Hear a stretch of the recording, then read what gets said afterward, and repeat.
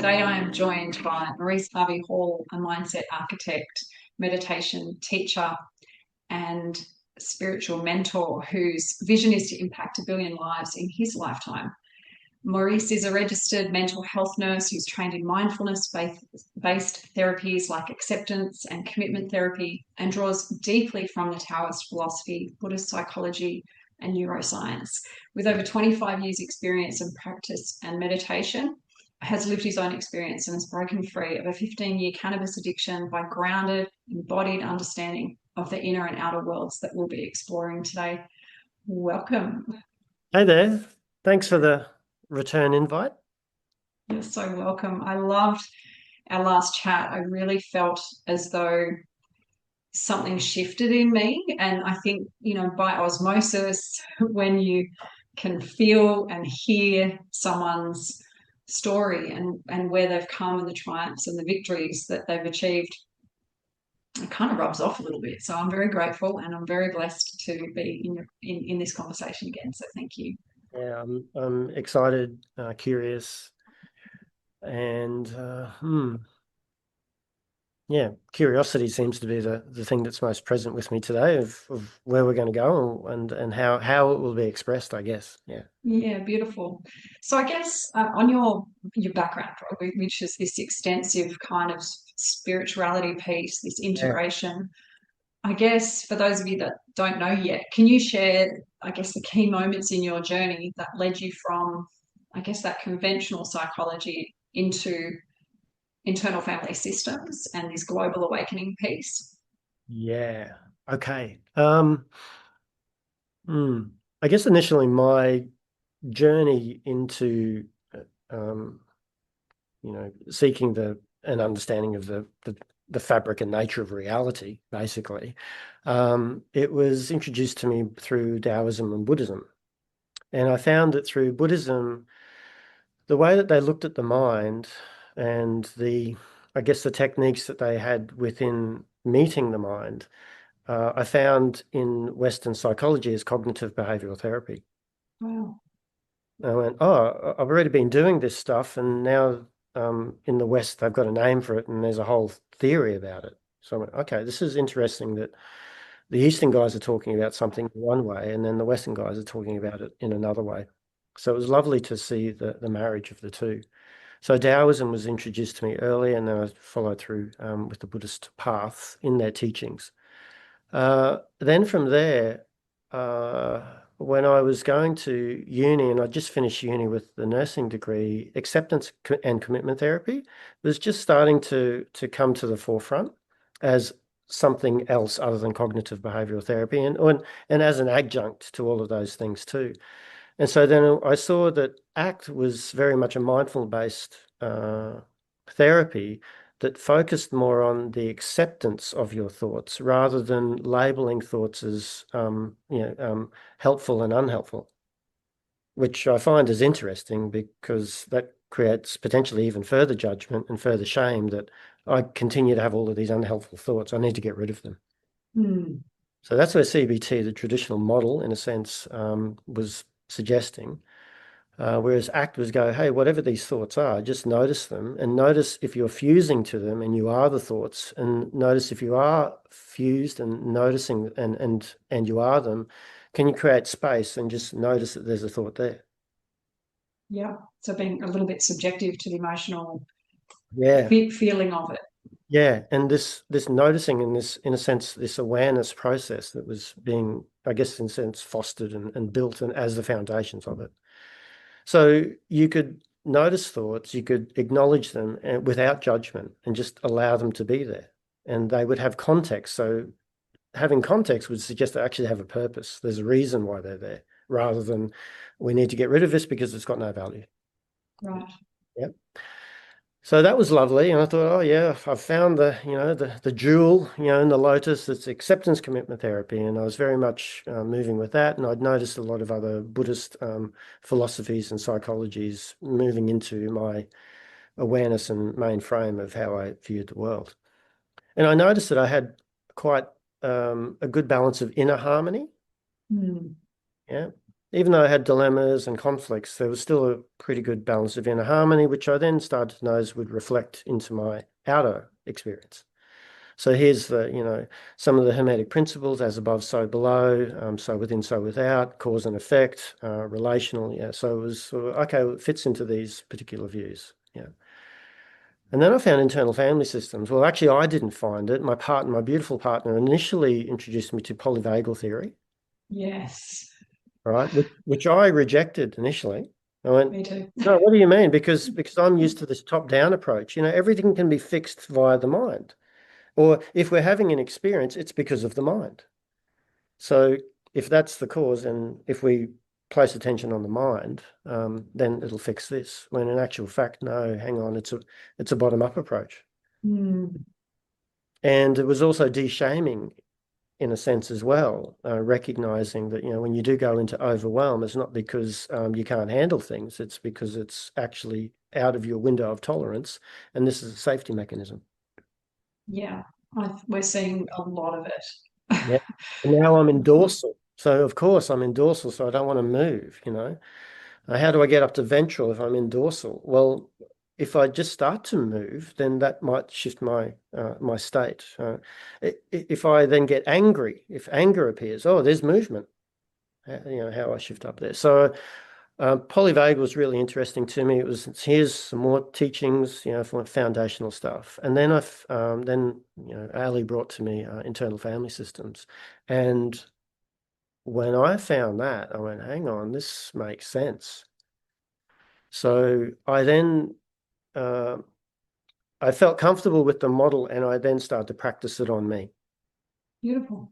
Yeah. And then I started to notice particular things. And because of the awareness that I have, I was really inquiring into it and then going deeper into the IFS model and learning that way. And then Ali's also a therapist, IFS therapist. So we were able to bounce off each other and speak to each other through a parts lens, which I Yeah. find really significant in couples and couples therapy or intimate relationships when you can speak from a parts lens. And then even there, overlaying nonviolent communication by Marshall Rosenberg. Yes.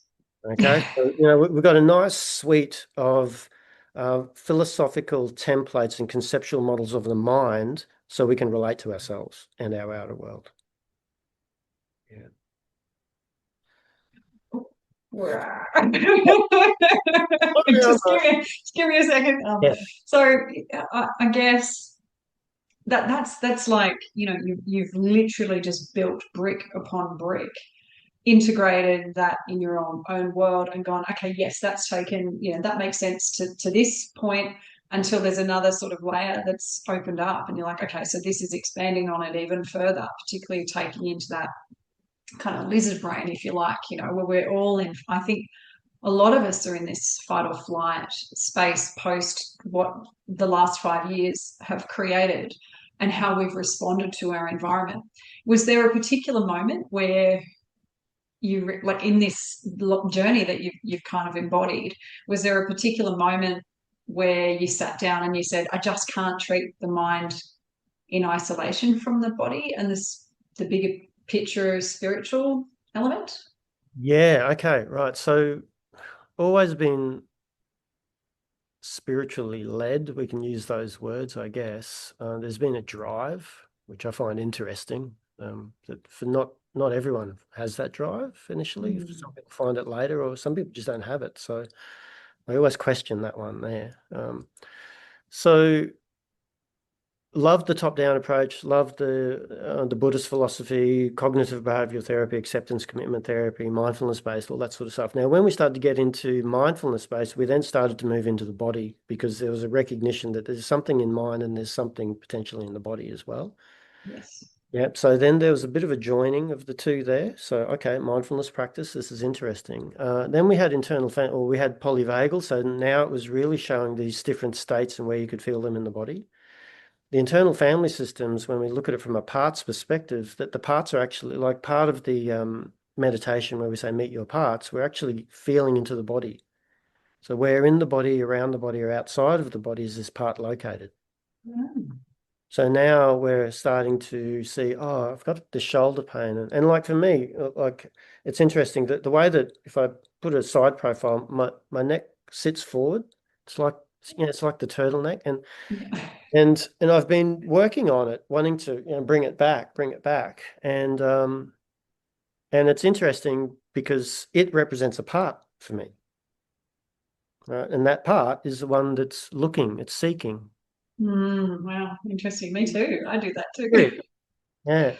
And I had negative association to it because it's like a hunchback. It doesn't look good if people say, hey, stop slouching. Or my mother used to say that to me too. So there's a part that judges this part of me. Yeah. And so then there's the part itself that just seems to be with this forward neck type thing. So lately I've been noticing other people with forward necks and noticing how I'll have a judging part, but then also noticing how there's a greater compassionate part to going, hey, this is the way that this person is. This is the way that this is. Can we be okay with that? Yeah. Having to change it. So where I'm going with that is that there seems to be, from a spiritual lens, there seems to be a Maurice that is having a life that has a story attached to his life. Yeah. And from a spiritual lens, there's this perspective of I'm consciousness having a human experience. The human experience is Maurice. Yes. And he's got a mind and he's got a genetic code which expresses itself through this body. Yeah. And he's in this world where there's an environment, he has these series of experiences. And Maurice, he identifies himself with the story he tells himself about his history. Yeah. Yeah. And so I thought, okay, this seems to be for everybody then. Yeah. And spirit, consciousness having a human experience. Well, I'm not the mind, I'm not the body, I'm not actually Maurice, but I am the awareness that's watching Maurice's experience unfold. Yeah. So Yeah. now it's kind of going into almost like the observer. Yeah, and which is a classic mindfulness skill. So Mm. even if we just tap into mindfulness, this observation, it's a non-judgmental observation of the present moment, Mm. which continues to unfold, unfold, unfold. Yeah. And I was just listening to Alan Watts, and one of the things he was saying is that, when you come and sit down, if you believe that you're the person that walked through the door, then you're stuck in believing that this is you. Because the past is a series of events that are linked together to then create a history. So and that's what the mind does. Yes, definitely. And the stories that we tell ourselves, I'm this, I'm that, It's like, I want to be this. When I'm this, I'll be this. Yes, yeah. This thing needs to happen in order for me to feel satisfied, content, and or happy or healthy or whatever. That's Yeah. right. Even the art of manifesting, the law of attraction, I'm attracting this into my current nows. So Mm. what I started to realize is that, okay, from a spiritual lens, from a consciousness lens, I'm not any of this, but I'm the observer of it. So I get this real beautiful honor to be the observer of Maurice living his life. Yeah. And as consciousness, I might even be able to, through, I guess, quantum physics observer effect, that if I'm consciousness, the observer, if I'm observing Maurice, then Maurice's experience is influenced by the mere observation of it. Absolutely. Yeah. Yeah. And it's how I'm observing. So if I'm consciousness, which is love, and I'm observing Maurice with love, I'm influencing Maurice with love. Yeah, that's beautiful. I took my lunch outside yesterday, and as you've described that, I had a picture because I was sitting on this tree stump, and I was down on the ground. There's all these black ants, and I said, "Look, guys, I'm having a conversation with them. I'm going, look, there's plenty of food for you, but just don't bite me." So, just setting the boundary, don't bite me. And I'm looking down and I'm sort of sprinkling some of my lunch down in small pieces. So, they don't have to work too hard to take it away. And I thought, God, this is how God must feel, right? Or consciousness must feel like looking down at these ants just in busyness, like they're all kind of just doing their thing. But I just sat there for about 20 minutes and just literally thought, wow, this is what is happening right now. And I'm kind of watching that. That must be how it must feel for the creation and to watch us. But what you've just said is you've actually flipped it to be yourself, watching yourself or observing yourself. Yeah, yeah. And what I've noticed is this life is relational. So we're in a world of duality, and where there's duality, there's, once we even have the concept of I, that means that there is an other. Yes. To say there's an I. So it's beautiful that duality is relativity and it's relational. So what I'm noticing within the internal family systems approach is the parts relating to other parts. It's a So that relational. can we go there? So with IFS, so internal family systems, we've kind of spoken a little bit about it, but if IFS is a map or was a map of the split mind, how would you explain IFS in simple terms? So when we talk about split mind, I'm not too sure what your point of reference is there. From an IFS lens, it'll be called a poly mind. Right, got it. Okay. I think I've Yes. interpreted that one. Yeah, so there's many parts to it, poly, yeah, versus mono, which is it's just one big mind. Okay. Sometimes we call it the ego, that sort of thing. This IFS model would also be somewhat similar to schema-focused therapy. So you have different schemas, which would be different ego states. So there's ego states or parts. Yeah. Okay. So we have poly mind, and within that poly mind, it's a series of parts and let's call it another part called self. Right. So there's self, and then there's parts. We actually use the language, part of me didn't want to come today, part of me wanted to stay in bed. Part of me is really anxious about that talk that I'm going to give. But the other part of me says, this is really important and we should do this. Yeah. Yeah. So we naturally segment ourselves so we can describe our experience. Yes, we do. Yeah. Yeah. So if we then started to really hone in on those parts and be quite specific, we would then start to notice that, like for me, I have a people pleaser part. I also, what's linked to that people pleaser part is guilt. Mm. Yeah. I'm also might have, we could have self-sabotaging parts. Yeah. We can have the cheerleader parts. Yeah, you can do it. We believe in you, just a little bit more. We have inner critic parts. I also have, what else would I have? I have an avoidant part. I have a really insecure, anxious part. Mm. And that insecure, anxious part might have many topics to be insecure about. Yes. Yeah. So see how now we're starting to, in a sense, delineate and going, oh, there's a lot that really makes me up. Yeah. And so from parts perspective, they actually they live in fear. Their base mode is fear, and they need to do things to feel safe. Yeah. Wow. Yeah. So just consider your own behaviors and your own experience. What do I do that makes me feel safe? Mm. So we could even look at OCD as a part. Yeah, it's a control. It's what I can control, and my body wants to control Yeah. something, and so that could Something, so be. then there's this perception of safety. Yeah. Mm. Perfectionism is a part from an IFS lens, or there'd be a part that uses the characteristics of being a perfectionist. So we can then start to look at, and each part would have their own narrative. Makes sense. They're very specific. I believe I'm this versus you can't do that. See, they're different. So there's its own narrative, its own dialogue. It'll have its own belief system. So the belief system, the narrative will be reflective of the belief system. It'll have its own feeling state. So for me, when I feel guilt, I feel it in the lower solar plexus. Mm. Whereas if I feel grief, it's usually in the upper chest and quite tight. If I feel the need that I need to speak about something, I'll get a rising, burning energy coming up. My esophagus is going, speak now's the time. So I'm starting to track my experience, so you've got, dialogue, narrative, feeling state, obviously behaviors. So that's going to come into it. We find that each part will have its own value system.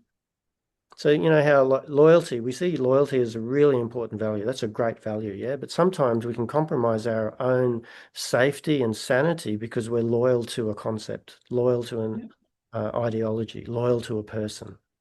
Yeah. So see how, but if I stay loyal, I'll be a good person. So see how I'm fearing that I'm a bad person, so I'm going to use loyalty to show that I'm a good person. Yeah. So fear is almost the underlying current Yeah. in the That's where negativity of the poly. yeah, well, that's the power. That's the power. Mm. Yeah. It's like anger. Most people get angry because there's an injustice. Yes. All right. So see how the value of anger is injustice. Yeah. And So I'm not heard, I'm not understood, I'm not, I'm yeah. misunderstood, whatever it is, or there's a wrongdoing over there, there's an injustice, I need to speak up about it. Mm. So we don't judge injustice, but we judge anger. Yeah. It's essentially a behavior as a consequence of injustice Yeah. or, yeah. Part of the part's ethos then. Mm. Yeah. So we've got these little mini me's all running around within us. And depending on the circumstance, who we're with, so the environment, the set and the setting, particular parts will appear. So it's sort of like who's driving the bus today? There's a beautiful a beautiful poem by Rumi called The Guest House. Yeah. Okay.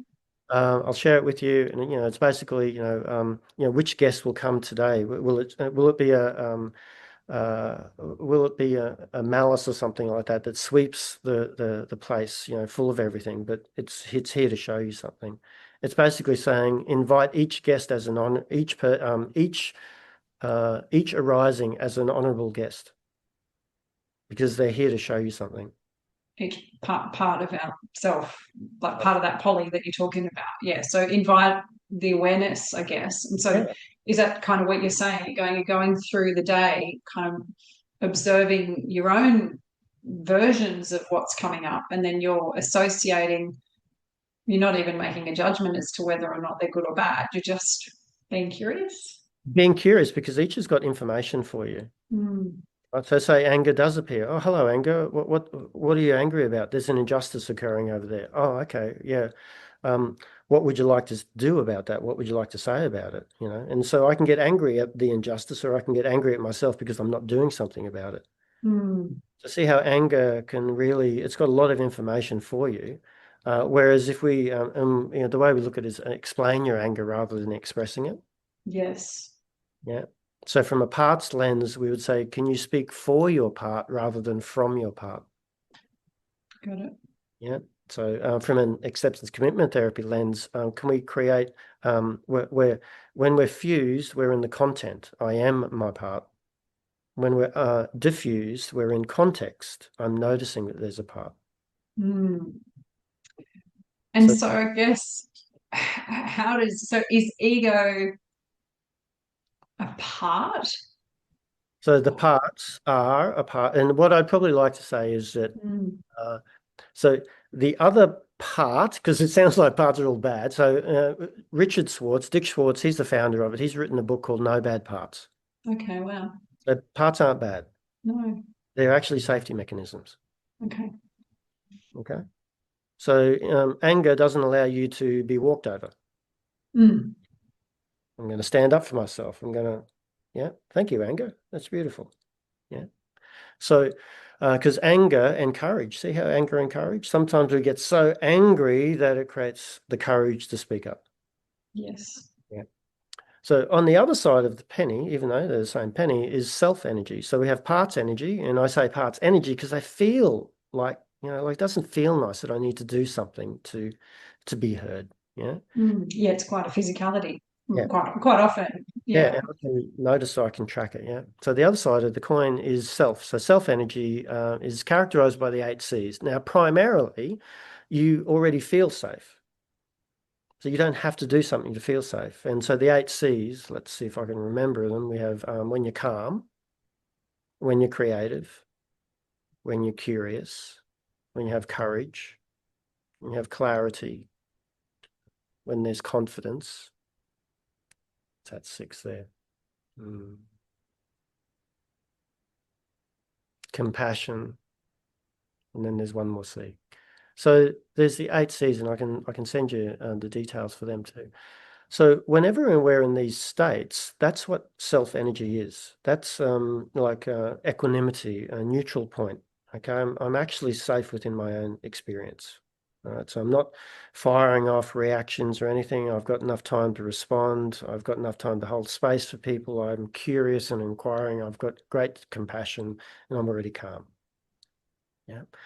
So we would well, we notice the difference between being self-led when I'm calm and I'm safe versus parts-led when I'm not safe and I'm in fear and I need to control. Yeah. Now, imagine the two different nervous systems. SNS, sympathetic, is there going to be fear? Yeah. Yeah. Fight and flight, so I need to, yeah, versus, parasympathetic nervous system, I'm already calm. It's okay.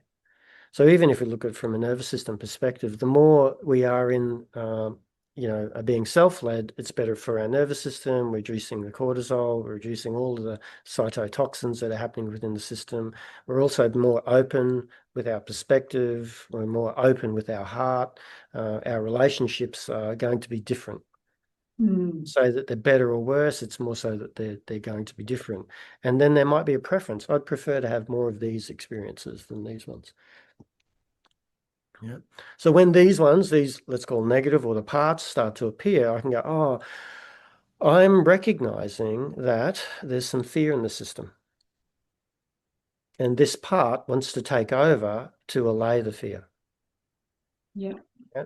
Usually the part, though, is quite extreme in nature.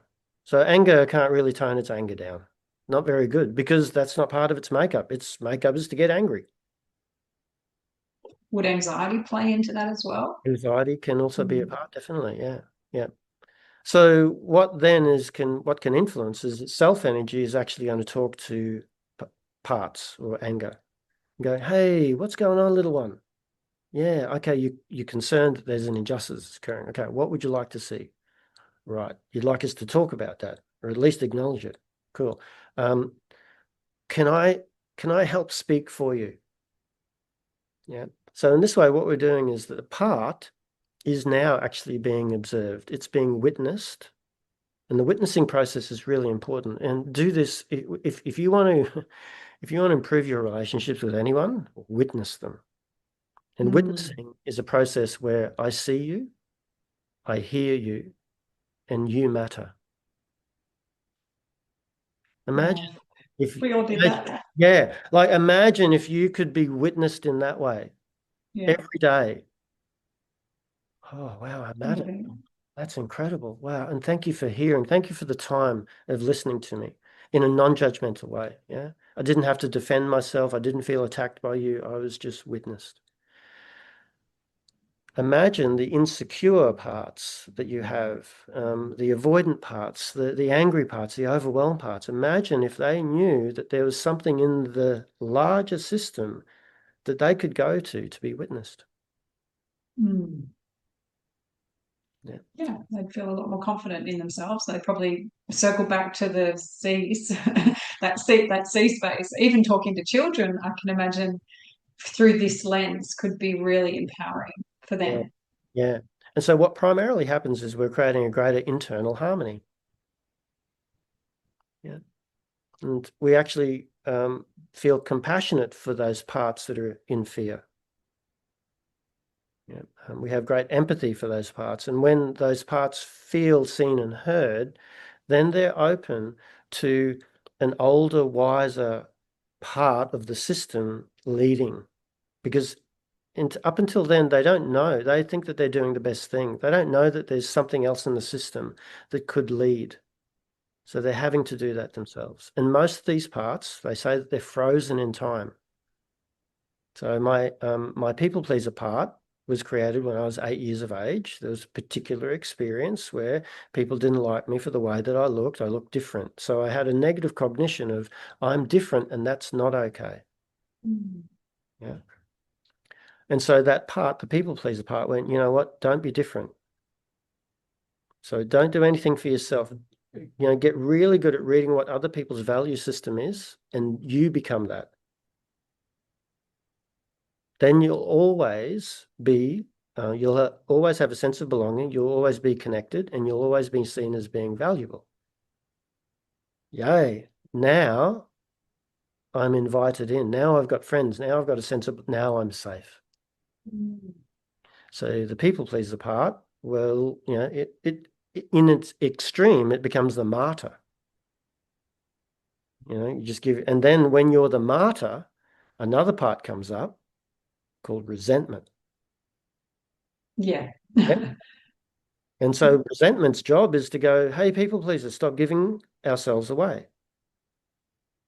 Because now we're resenting ourselves for giving ourselves away. Initially, the resentment is towards another.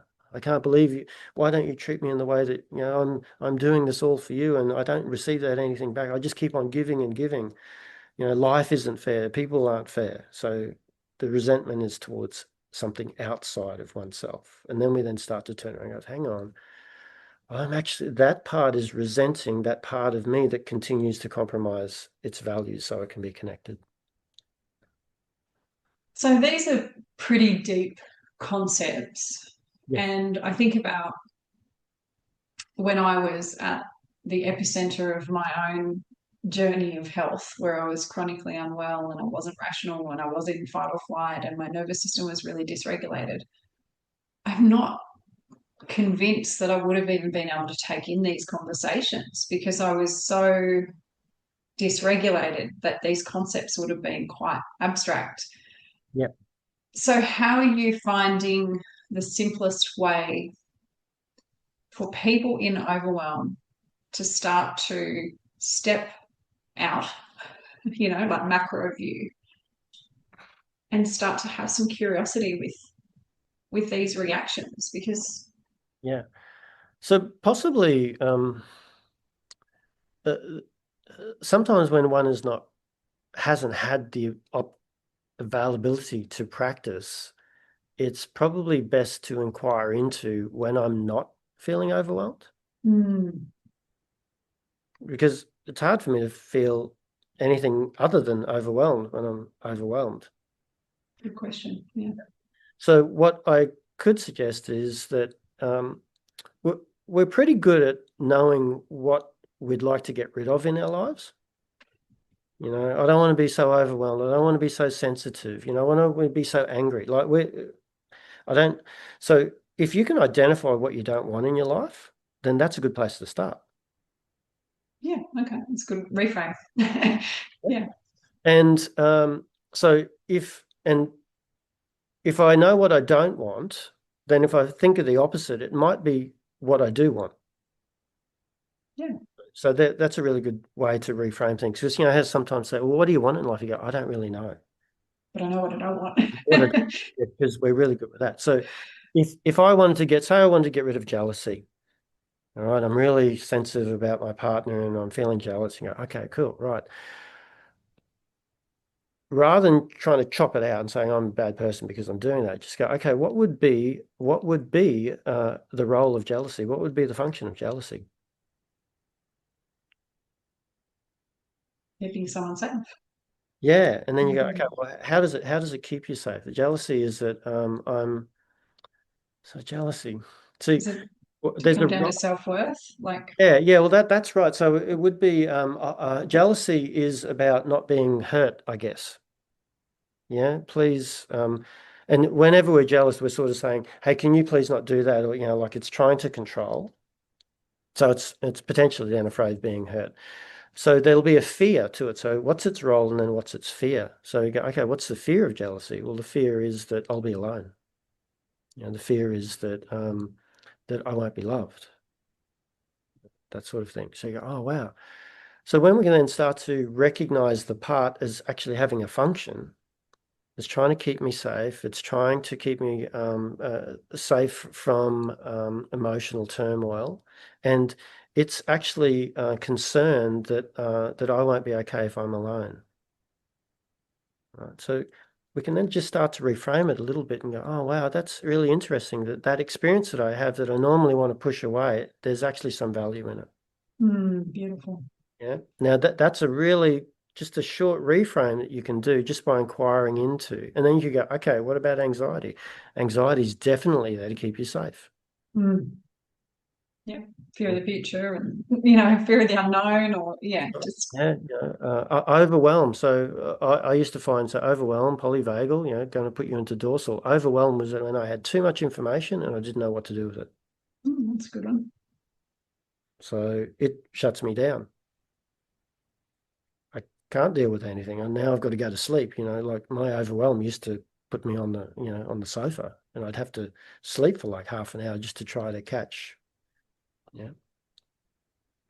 So you've sort of, I think I might know the answer to this question, but there's a bit of a theory happening around something called global awakening. And what I feel like what you've just described, this awareness, this observation, the removing the duality, just sort of letting the waves come and being aware of the waves versus just making it right or wrong and creating a separation. I feel like this is, in a way, like this awareness piece and this curiosity piece is actually the turning point for global awakening. Do you feel that there is a rise of consciousness happening from where you sit at the moment? Yeah, the challenge to the answer is this, that there's could be a cognitive bias, and because I'm in this field, then I'm naturally going to see more and more of it. I'm not necessarily hanging around people who hmm, that aren't becoming more. Actually, there's a couple of people I see that don't. Bless them, of course. And it's that's another whole conversation. I personally think that there's something happening that I feel people are remembering. Mm, who they are or what they're Yeah, part of. what they're connected. There seems to be some Mm. type of deeper connection, wider connection. Uh, we do have a lot of the old systems in a sense that are we could say that they're being revealed, which I think is just a matter of time anyway. You'll see more and more of it.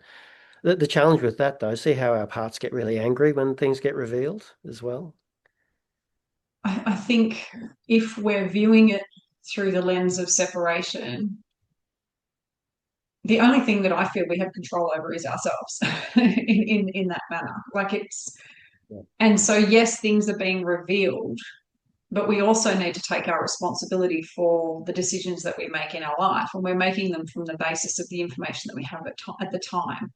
And I think if we become like what you say, if we're recognizing the patterns of fear that are underlying these decisions that we may regret that we made or may not, then we can actually look at it and go, okay, so if this was to happen again, where would I, how would I respond to this situation Yeah, yeah, the yeah. next time? And do I have the courage to do that?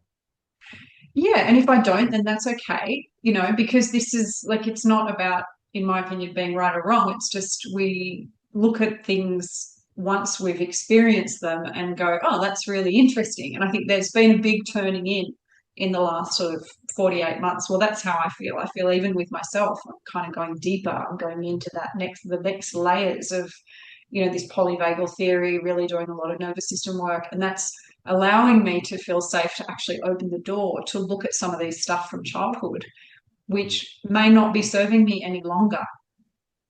But it's been a very long time in a journey to get to that point, of this maturity, so to speak. Yeah. Yeah, look, Yeah. there's many stories, and I used to love getting caught up in stories and rabbit holes and conspiracy theories, and there was a lot of energy that would go into it. And what I'm noticing nowadays, and as you say, can we just come back to our own experience and what's actually happening here? So whether it's that story, that person, this, organization, government, whatever it is, what's happening within me now that I have that information? Yeah. Sometimes our parts, and so our parts actually live in separation. Yeah, that's their ethos, and that's the way that they're supposed to be. And it's the self energy that is the reharmonizing of it. So with this internal experience that I'm having, I'm reharmonizing, and it's impacting what's happening externally too. So we potentially have an opportunity to reharmonize consciousness by becoming aware of our parts internally and externally, because the parts which are manifest externally are all of the fear-based processes, the fear-based templates, the fear-based organizations, So there's a micro and a macro that can happen here as well. I do feel that there is a shift. I feel there's more and more people remembering, becoming more conscious, becoming more aware of what in whatever their own experience is, but probably more so them. I think that's where the key is that the more that you can become aware of you, you are adding to the collective awareness of us as a whole as well. I do like the way um I'll just say the word like. I do like the way that we can meet our experience through acceptance commitment therapy, through internal family systems, through the non-judgmental acceptance of what here is present. And what here that is present is actually here because it's supposed to be here. Yes. Yeah, there's some really beautiful non-dual teachings where we can recognize when we are out of the now, when we suggest that there's a better now. Yes. Yeah. So Yeah. that's the key for probably my practice, probably in the last, I don't know, 4 to 6 months, is being more present with what is now, and rather than mind going to future and then past. And then also the observation of how the mind layers judgment onto experiences, and gives it, in a sense, a meaning. It's beautiful that that's what we do as humans, and that's what we do is with the mind. We attribute meaning to things, just being aware of the meaning that we're attributing to it, and recognizing that we're giving it meaning. It doesn't intrinsically mean that. Yes. Yeah. Yes, so I good. found that helpful. I might need to write that one down. Yeah, that's a t-shirt one, that one. Yes. You get a few looks and people will be like, eh? What do you mean? Exactly. So good. That's so powerful. I feel like we could continue this conversation for hours. And I love what you're doing with these principles, because what, in essence, you're slowing things down but in order to quicken things up, right? Because essentially when we do go in, we can really, we have to, I feel like we all need to go through these processes.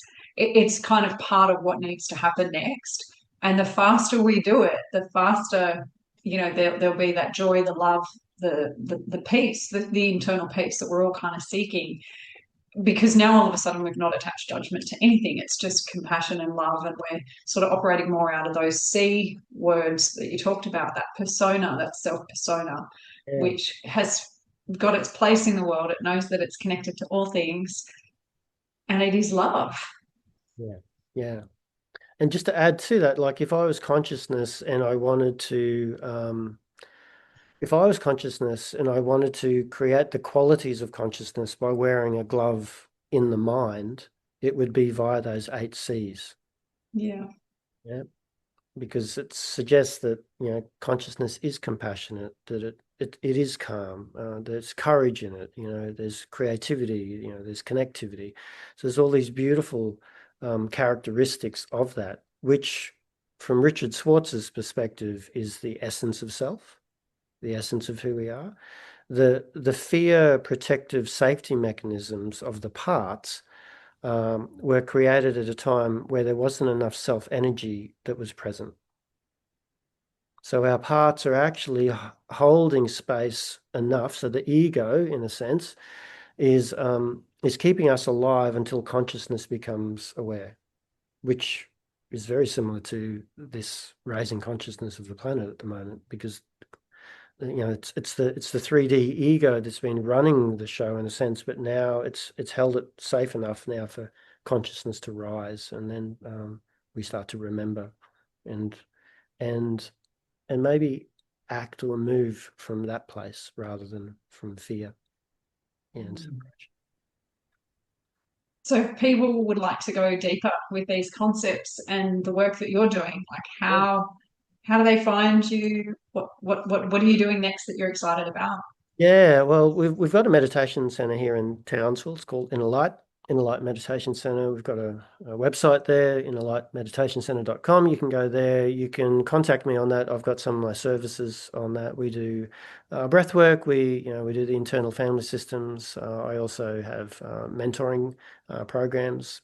We've had quite a few young men come on recently, which I find once again interesting that these young ones are waking up at this time. They're remembering, and man, I wish I had someone like me when I was, a young man. That would have been so much. I don't know if it'd be easier, but it would have been more supportive.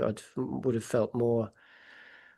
I don't know. I was so alone when I grew up, so I guess that's with this type of thinking. So yeah.